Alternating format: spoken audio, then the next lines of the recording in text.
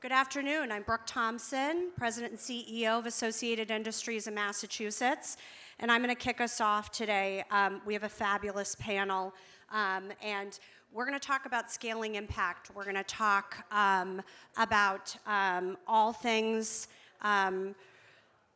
regenerative agriculture. We're going to talk about the Amazon Climate Pledge Friendly Program, and more importantly, we're going to talk about not just with those of you in the room who might be small businesses that are saying, okay, how do I get involved in this? But we're also talking to those of you in the room who are consumers, who are thoughtful purchasers, and you want to know, how do I get involved? How do I think and incorporate things I've learned today into my purchasing? So I'm going to get going, and I'm going to kick it over to Kyle. Kyle, please introduce yourself and tell those of us in this room a little bit about your role at Amazon, a little bit about the Climate Pledge Friendly Program, and those in the room who might be unfamiliar with how the program works, the certification process. Yeah, happy to. Thank you.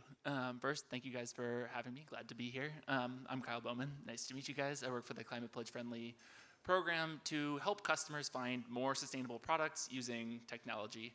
And I've really actually gotten more into this recently. I'm about to be a dad, super excited for it, but also made me really realize how many different claims and pieces of information and everything there is around products that you can find for babies. It's really quite overwhelming. So I'm really happy that in my role, I get to highlight products that are certified by companies such as Regenerative Organic Alliance or made by True Moringa, to help customers find those products and really highlight the products that are made by our small businesses, large businesses, for customers. Going through the certification process a little bit and how we highlight these products. The products that we show as more sustainable have to be certified by one of the third-party certifications that we work with. This helps us verify and hold a high bar for the products that you as a customer would be looking for, that you would consider as more sustainable. And we then translate this information from the name of a certification, which is probably some acronym that you've never heard of, into an attribute that you might understand, such as safer chemicals or regenerative content. Okay, so show of hands, who here has purchased something on Amazon? Okay, right. So, and we know Amazon is, we could say a large business, international company. So, but you sell products from small businesses, and we're going to talk about that, and we're going to talk about the incorporation of small businesses into this. So for our small businesses in the room, talk about a little bit about the intersection here. Yeah, so joining the program is free. Your products must be certified by one of the third-party certifications that we have, and then we will take that information and put it throughout a customer's journey, highlighting the sustainability features that this product has as people are purchasing and helping them find these products. And we actually know that this works. We've seen a 12% sales lift for products that are part of the program, which provides a great bonus or boost for companies to make more sustainable products and helps drive the demand for this, which then allows small businesses to spend more time innovating and know that there's a benefit on the other side. Wonderful. Okay, so we just talked all things certifications, and I'm going to go to Christopher, right? Christopher, can you introduce yourself to the audience?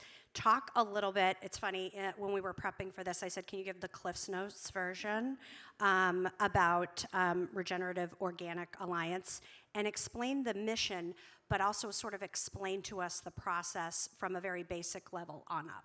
Sure. Thank you, Brooke, and it's great to be on this panel. I'm also here with my colleague, Paul Alvarez. So if anybody wants information about what's happening with Regenerative Organic Alliance, Paul's one of the guys to talk to. So I'm the CEO of the Regenerative Organic Alliance, and you might wonder, like, how does Regen Ag fit into a climate conference? And I think one of the things that we should level set on is the role that conventional agriculture has on our current climate, right? So a third of greenhouse gas emissions, for example, are generated by conventional agriculture. 70% of our freshwater use is conventional ag, not very well used typically, and 60% of our biodiversity depletion is because of conventional ag.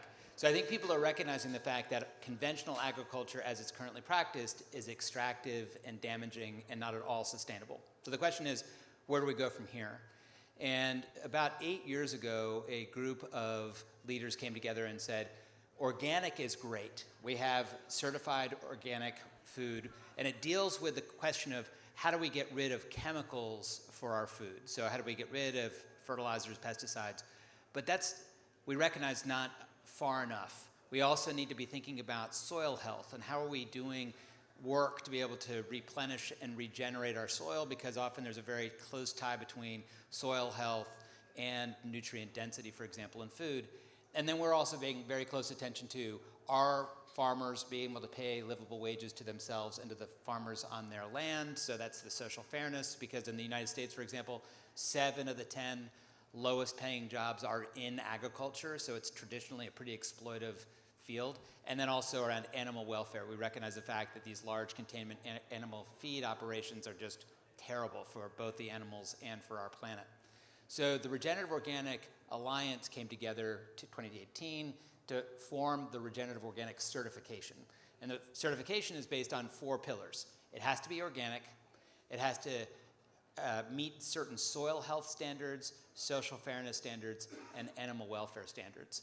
And since that certification has come online in now 2020, it took a couple years to put the standard together and be recognized as one of those third-party verified, high-integrity, transparent standards, it's seen unbelievable adoption. So just to give you a context on this, and you're going to hear more from Emily in a minute about True Moringa, but we have now 66,000 farms across 45 countries that are now Regenerative Organic certified, which is pretty remarkable in the context of 5 years to see that kind of adoption.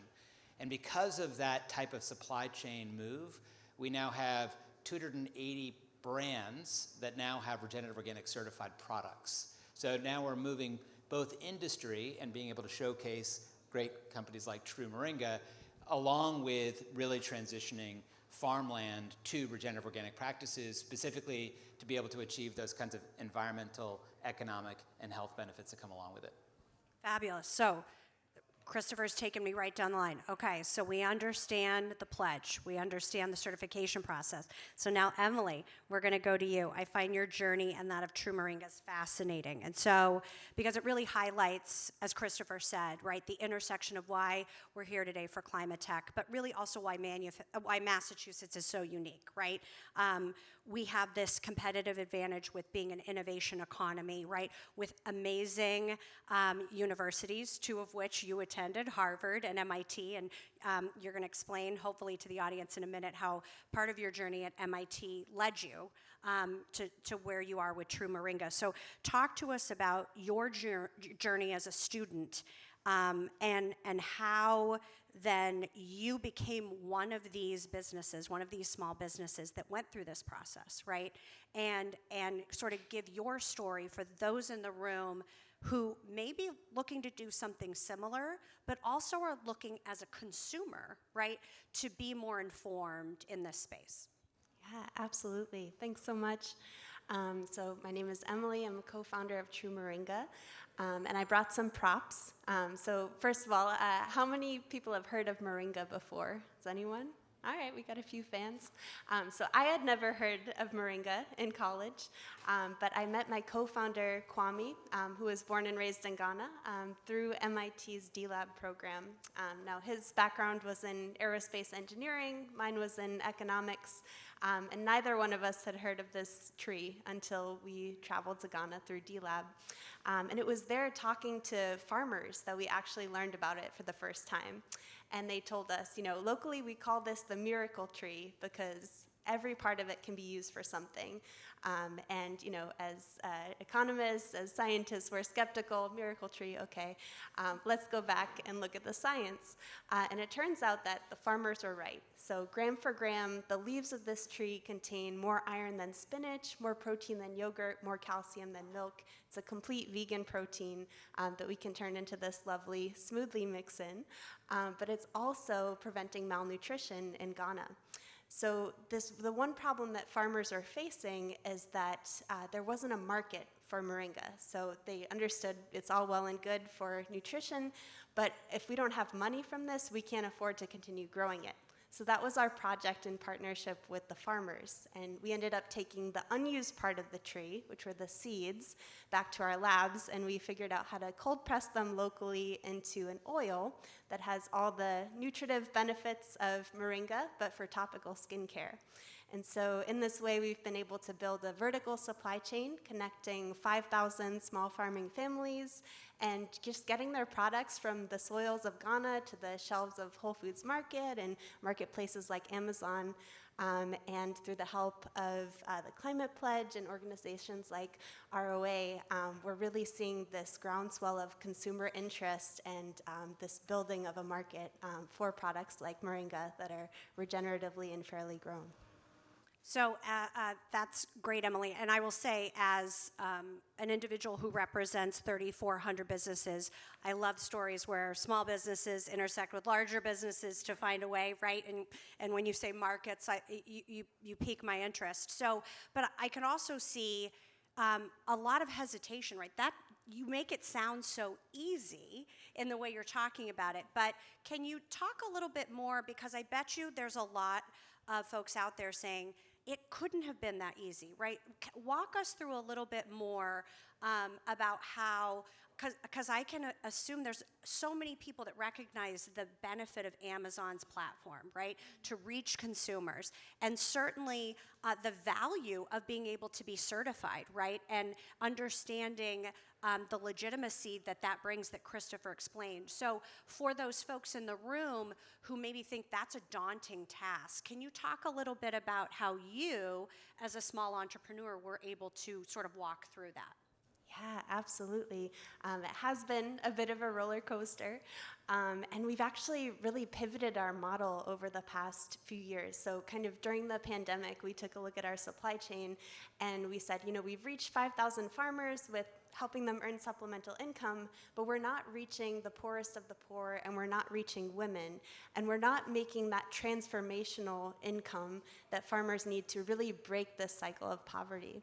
And so that's when we first got interested in regenerative agriculture, looking at it from the perspective of how can we maximize income per acre for farmers, but also how can we take care of the soil so that yields will improve and will continue to give back for generations to come.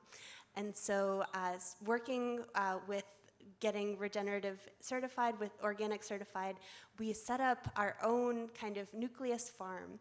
And in doing this, we decided to, create a place that we could use to eliminate barriers to entry for women and farming families. And there were kind of 3 key pillars that we looked at. The first was land access. So in Ghana, women don't have access to land of their own. And so by leasing land from the community and subdividing it into plots, we can invite whoever we want onto our farm. We can set up our own solar-powered irrigation system and really maximize the use of that land. The second pillar is access to capital. So there's no banks for our rural farmers, and so we had to create our own. And so we created a village savings and loan program where farmers can save the income that they earn from growing moringa. They can lend it out to one another, and when they pay back with interest, everybody's pool of capital grows. And this way they can access organic seeds and fertilizer and really be able to get those high yields that they need. And then the last piece, and this is where Amazon and ROA come in, is the market. So farmers are rightfully risk averse. They want to know that if they're going to invest their time and their hard-earned money into something, that there needs to be somebody that's going to buy it. And so by creating a marketplace and getting consumers interested in these ethically sourced products, this is kind of the what we needed to be able to promise our farmers that we could, sell through for them. And so that's why we turned to ROA and to the Climate Pledge to be able to do that better. Well, kudos to you for not only doing an amazing job of incorporating your values, right, into building your company, but also working with partners to fill the gaps, right, that didn't exist in spots where you needed it. So Christopher, I'm going to go back to you. Can we talk a little bit about metrics, so and innovation? So we're at Climate Tech, right? So innovation is always at the top of the conversation list. I want to talk a little bit about the types of innovation you're seeing in this space, particularly as it relates to the certification process. But also, whenever we talk about certification, and we talked about this a little bit in our conversation, how are you measuring growth? How are you measuring success? How are you measuring that we're actually seeing an uptick and growth in this space? Can you talk a little bit about that? Yeah, absolutely. And I'll pick up on some of the things that Emily mentioned. So the mission of the Regenerative Organic Alliance really is to be able to accelerate the transition from conventional to regenerative organic agriculture like we talked about, and the reasons why we talked about that. We've set a goal of being able to try to transition 10 million more acres of land over the course of the next 5 years. And the three major barriers to be able to do that are, as Emily mentioned, cost, knowledge, and market, right? So we look at metrics related to our market share, market growth, right? There's some good output measures you can talk about: number of farms, number of brands, number of products, amount of revenue. So one of the interesting things about the regenerative organic movement is that it's the fastest growing category in natural foods products, right? Among all the certifications and standards. So you're seeing 24% year-over-year growth for this category, which is pretty exciting to see, and the market's really responding to this. I think the more interesting metric is not just in terms of the outputs, but the outcomes. And so one of the things we're really paying attention to also is what are the environmental, economic, and health benefits of this transition. And that's where I think some innovation is really starting to take place. Where I think the real unlock for this movement is going to be is actually around measuring nutrient density and being able to look specifically at being able to say, this food doesn't have any toxins in it. And you're able to look at some of the benefits, the nutritional benefits of being able to buy and eat regenerative organic food in contrast to its conventional alternatives. And we're just starting to see some very innovative technologies that are emerging. In fact, one of them is just got their, it's a company called Audacious. It's here in Boston. They raised a $9 million Series A, and they're focused specifically on this idea of nutrient density measurement, because that's the kind of argument we can start to make to consumers, because they care about the climate, they care about the number of livable wage jobs that are created, all the amazing farmers, for example, that True Moringa is supporting, the 10 million new trees they're planting.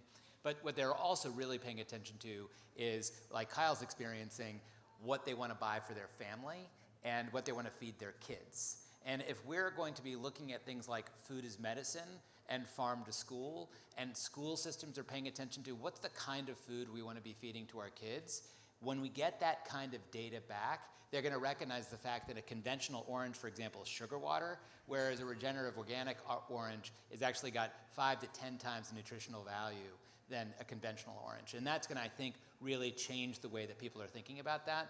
And then we're going to come, I think, in a minute to, like, how do we do a better job amplifying that story and telling that story across unbelievable platforms like Amazon that can really help to build consumer awareness and education related to that, which changes consumer behavior. I love it. And Christopher's the best assistant in segues I've ever had as a moderator, so thank you. So Kyle, let's go back to you. Let's talk a little bit about that, right? Amplifying the message, but also then, again, can we think of any better platform using technology, right, to then talk about this? So again, we're at Climate Tech, technology, innovation. How are you leveraging Amazon's platform and technology to help make the Climate Pledge Friendly program more accessible? Spread the word about it and make sure that more innovators that are out there that maybe are in this room here today, right? And more small businesses like True Moringa aware, so that, again, we're building this universe, we're growing excitement, and to Christopher's point, we're educating consumers about the marketplace out there and scaling, right? That's a great question. So one of the major difficulties that we have in the space is verification. You see all sorts of claims about certified, or not certified, but sustainable products. It could be eco-friendly, it could be good for the planet, it could be eco-conscious in the planet, around the planet, all sorts of things. You read anything and everything about it, and there's really a ton of information out there, but we want to make sure that we hold a really high bar for the products that are included in the program so that we can highlight the story that Emily has and the benefits that Christopher was talking about by verifying all the products that are part of the program. However, verification can be a long and arduous and difficult process, and what I really, really don't want is for Emily to be spending all of her time inside on a computer, on Excel, sending files back and forth between people instead of being able to go out and help the farmers.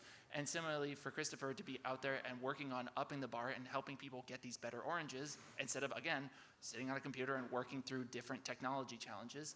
And so one of the things that we've done recently is worked with the third-party company called GS1. They're the folks that invented the barcode to develop a product standard for the information that is going to get passed from the small businesses that we work with to the certifications that we work with over to us. So the information always goes through a verified source, and we know that these products are indeed certified as more sustainable, and we can then show that information to customers in a way that they can better understand it. And so this way, when Emily's farm quadruples in size, she doesn't have to hire a whole team of Excel gurus so that they can send the information over to Amazon. Instead, we can automatically amplify this message and show it to customers without anybody having to spend too much overhead. Amazing. That's fantastic. So as a moderator, I have learned that I always want to stop my panels on time. So I think we have time for this final question and for each of you to take about 2 minutes. So I also like to stop on an optimistic note. So I'd like to go down the line, and anyone can start, with each of you sort of giving a piece of advice, if you will, or a takeaway for those of us in the room today. Understanding that, and again, we didn't go around the room and introduce ourselves, but I would guess that everybody in here has a diverse background, right? They're here for different reasons. Some are consumers, some are just interested, some are, in this space and are innovators. So I want you to share, for those who deeply care about this because they're consumers, for those who deeply care about it because they're involved in this as a company, for those who deeply care about it because they deeply care about our planet and our future, right? What can they do? What action can they take, right? I feel like sometimes, particularly now, we watch the news or we feel like we're powerless. So what message can you share that people can leave here today from listening to all of you and do themselves based on where you're sitting sort of in this process? And again, whoever wants to go first can. I've got a short one that hopefully sets the rest of y'all up. For the brands that are out there, it's super straightforward. Go get certified. You've heard the amazing work that Christopher and team are doing and what it allows Emily and team to do. These companies are out there working every day to understand what are the things that they can do to help you scale your business while making sure that you're making the right kind of impact. And as we look future forward and especially look across policy and things, this is where I'm understanding the easiest way to go and make an impact and to really show customers that you care. From my perspective, I think you just have so much more power as a consumer than you think. Retailers can be slow, they can be risk averse, and so they need this groundswell of people just like you, asking for rock certified products, asking for small brands like True Moringa that are doing the right things. And all of this has an impact. So every order you place with us plants a tree. We're on track this year to plant 10 million trees, and it's all because of customers just like you. So small actions like that, talking to your retailers, asking for what you want to see on shelves really makes a difference. So this is a movement at the end of the day, right? It's a movement to try to figure out a way we can save our planet through regenerative organic agriculture. And one of the things I've come to appreciate about the climate tech experience and community that I've been part of over the course of the last 24 hours is that you all are coming to this for so many different vantage points.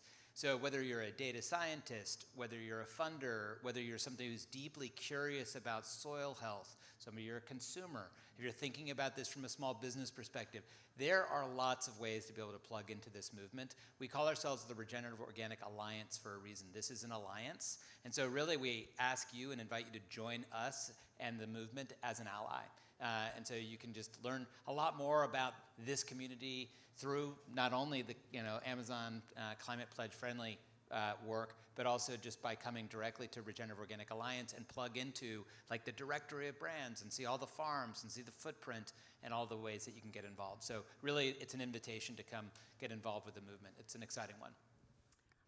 I cannot thank Christopher and Emily and Kyle enough. I want to say before we break and we give these amazing folks a round of applause, we are going to move off into the hallway here. If anybody wants to talk to these folks to learn more, if you have questions that we didn't cover here today, please meet us out in the hall. Can we get a fabulous round of applause for this amazing group of individuals? Thank you, and enjoy the rest of the program.